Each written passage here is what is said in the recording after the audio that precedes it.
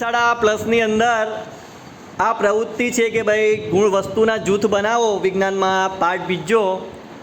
તો તમારી સામે જે વસ્તુઓ મૂકી છે બોર્ડ પર એમાંથી આપણે કોઈ બી એક ચરકાટ એટલે કે ચમકતી વસ્તુને અલગ કરવાની છે. તો કોઈ એક વસ્તુની જે ચમકતી હોય તેને અલગ કરો. જેના પર બેટા પસંદગી કરો કોઈ એક ચમકતી વસ્તુને. આટલી બધી વસ્તુઓ છે, કઈ વસ્તુ ચમકતી હશે? ચાલો એ શું છે હમણાં બતાવશે. સિક્કો.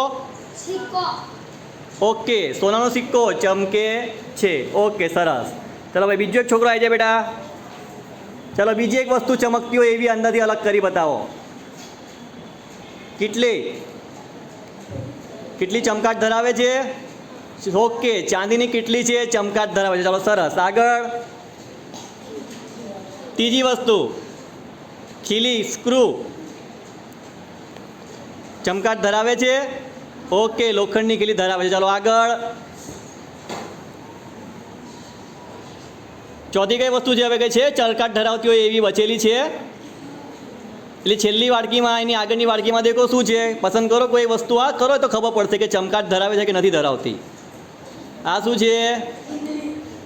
સુતરાઉ કાપડ છે, ચમકતું નથી. ઓકે, ચાલો બીજી વસ્તુ. લાઈનમાં જેમ એક એક જણને બધાએ બેટા પ્રયોગ કરવાના છે. વીંટી સોનાની. ઓકે, સોનાની અંગૂઠી ચમકાટ ધરાવે. ચમકે છે કે નથી ચમકતું? ઓકે, ચાલો આગળ. એના પછી આપણે બીજો ગુણધર્મ દેખીશું. આ છે ચોક. ચોક ચમકતું નથી. આપણે અહીંયા ગાડી ચમકતી વસ્તુઓ અને નથી ચમકતી વસ્તુઓને આ રીતે એમના જૂથ બનાવી શકીએ છીએ.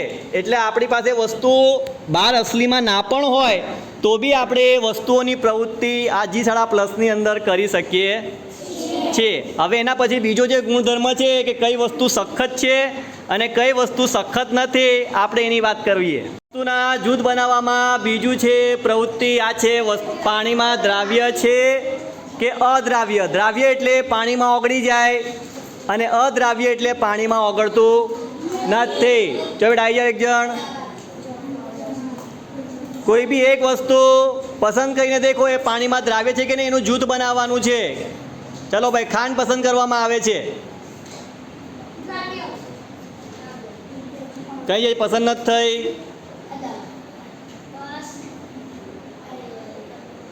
ચલો ભાઈ, હા રેતી પસંદ કરી છે. રેતી નાખે છે પાણીમાં. દ્રાવ્ય છે કે અદ્રાવ્ય દેખી લો આપણે નોંધ.